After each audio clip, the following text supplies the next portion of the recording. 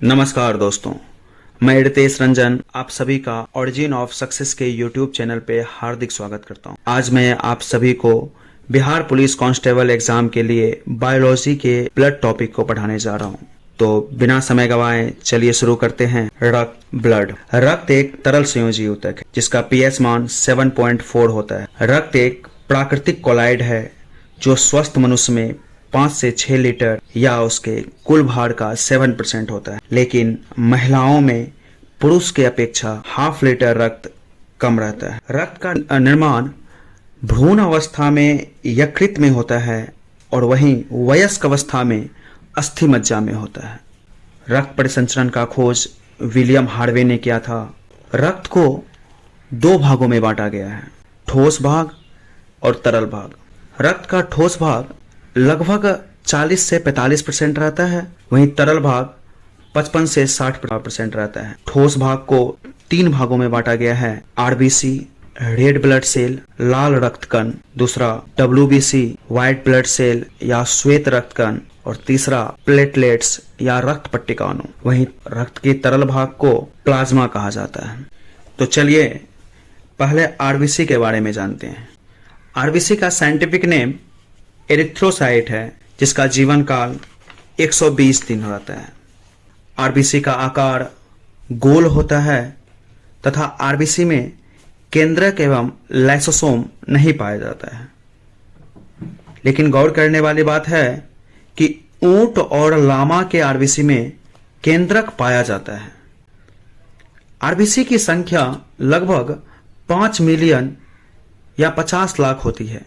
RBC में haemoglobin पाया जाता है जिसके कारण आरबीसी का रंग लाल होता है और हीमोग्लोबिन का काम ऑक्सीजन और कार्बन डाइऑक्साइड का परिवहन करना है।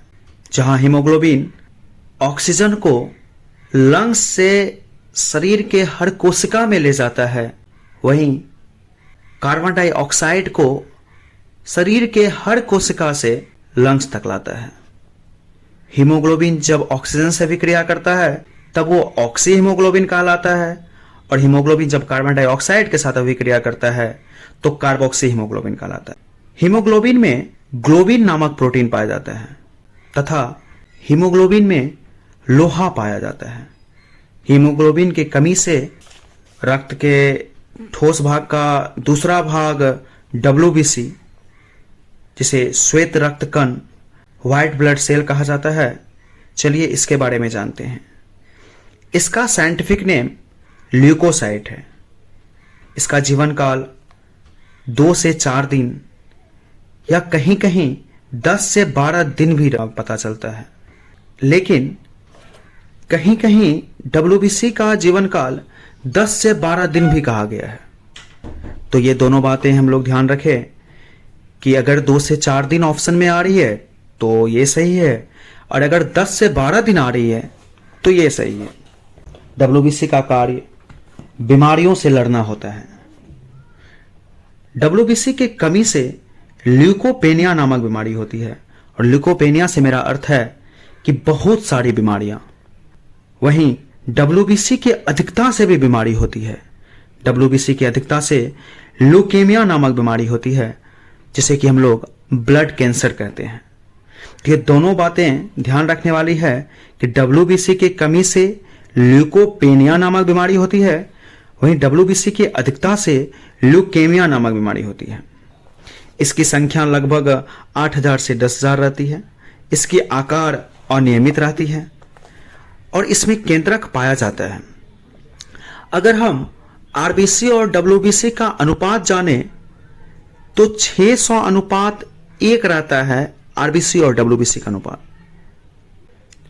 और सबसे बड़ा डब्ल्यूबीसी का अगर बात करें तो वो मोनोसाइट होती है और सबसे छोटी डब्ल्यूबीसी का बात करें तो वो लिम्फोसाइट होता है। लिम्फोसाइट जो कि एंटीबॉडी का निर्माण करता है। चलिए अब प्लेटलेट्स रक्त पट्टिकाओं के बारे में जानते हैं। इसका साइंटिफिक नेम थ्रोम्बोसाइट है। ये रक्त को थक्का बनाने का कार्य करता है और इसका जीवन काल लगभग 4 से 5 दिन रहता है। उसके बाद रक्त के तरल भाग जिसे कि हम लोग प्लाज्मा कहते हैं, तो प्लाज्मा के बारे में जानते हैं।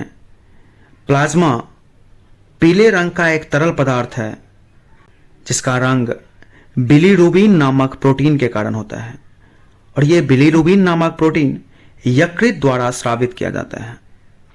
प्लाज्मा में 90% जल, 7% प्रोटीन, 2% कार्बोहाइड्रेट पाया जाता है। प्लाज्मा में पाए जाने वाले प्रोटीन का भी कार्य रक्त को थक्का बनाने में ही होता है, जैसे कि फाइब्रिनोजेन, थ्रोम्बिन, प्रोथ्रोम्बिन। एक क्वेश्चन बार बार पूछा जाता है कि जब रक्त से फाइब्रिनोजेन नामक प्रोटीन निकाल लिया जाता है तो शेष रक्त को क्या कहा जाता है? तो दोस्तों, शेष रक्त को सेरम कहा जाता है, जिसका उपयोग बीमारियों के जांच में की जाती है। तो दोस्तों, चलिए हम लोग जानते हैं कि रक्त के थक्का बनाने के लिए अनिवार्य पदार्थ कौन कौन सी है।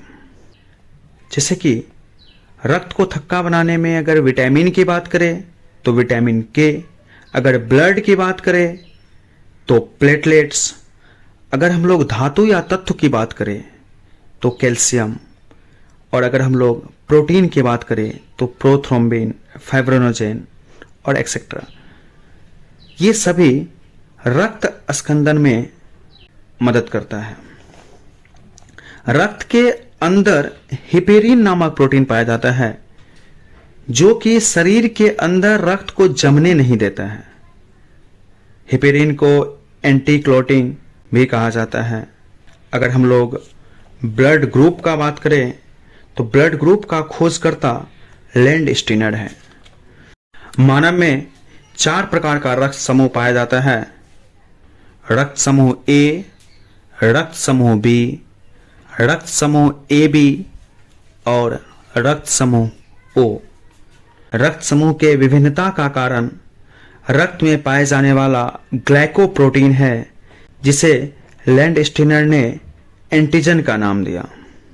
एंटीजन 2 प्रकार का होता है, एंटीजन ए और एंटीजन बी। प्लाज्मा में एक प्रकार का प्रोटीन पाया जाता है जिसे एंटीबॉडी कहते हैं, और एंटीबॉडी का निर्माण लिम्फोसाइट करता है। जैसे कि ब्लड ग्रुप ए में एंटीजन ए पाया जाएगा और एंटीबॉडी बी पाया जाएगा, वहीं ब्लड ग्रुप बी में एंटीजन बी पाया जाएगा और एंटीबॉडी ए पाया जाएगा। ब्लड ग्रुप ए बी में एंटीजन ए और बी दोनों पाया जाएगा और इसमें एंटीबॉडी नहीं पाई जाती है। ब्लड ग्रुप ओ में एंटीजन नहीं पाई जाती है और एंटीबॉडी ए और बी दोनों पाया जाता है। चलिए थोड़ा सा आरएच फैक्टर के बारे में भी जान लेते हैं। आरएच फैक्टर का खोजकर्ता लैंड स्टीनर तथा विनर है। आरएच फैक्टर के बारे में सर्वप्रथम जानकारी हमें रिसर्च नामक बंदर से प्राप्त हुई। जिसमें आरएच फैक्टर पाया जाता है उसे आरएच पॉजिटिव, तथा जिसमें आरएच नहीं पाया जाता है उसे आरएच निगेटिव कहा जाता है। भारत की अगर बात करें तो भारत में लगभग 90% लोगों का आरएच पॉजिटिव ही है। कुछ अन्य तथ्य की अगर बात करें तो जैसे कि ब्लड बैंक में रक्त 40 डिग्री फ़ारेनहाइट पे रखा जाता है, जैसे कि एक व्यक्ति एक बार में 1 यूनिट अर्थात 200 ml रक्तदान कर सकता है। तो दोस्तों, आरबीसी का कब्रगाह प्लीहा या तिल्ली को कहा जाता है। प्लीहा और तिल्ली को ब्लड बैंक या आरबीसी का ग्रेवयार्ड भी कहा जाता है। रक्त से संबंधित बिहार पुलिस के लिए ये कुछ इम्पोर्टेंट बातें थी, जिसे अगर आप लोग अच्छे से पढ़ लें तो ज़रूर फ़ायदा पहुंचाएगी। तो चलिए दोस्तों, फिर नेक्स्ट क्लास में एक नई टॉपिक के साथ मिलते हैं।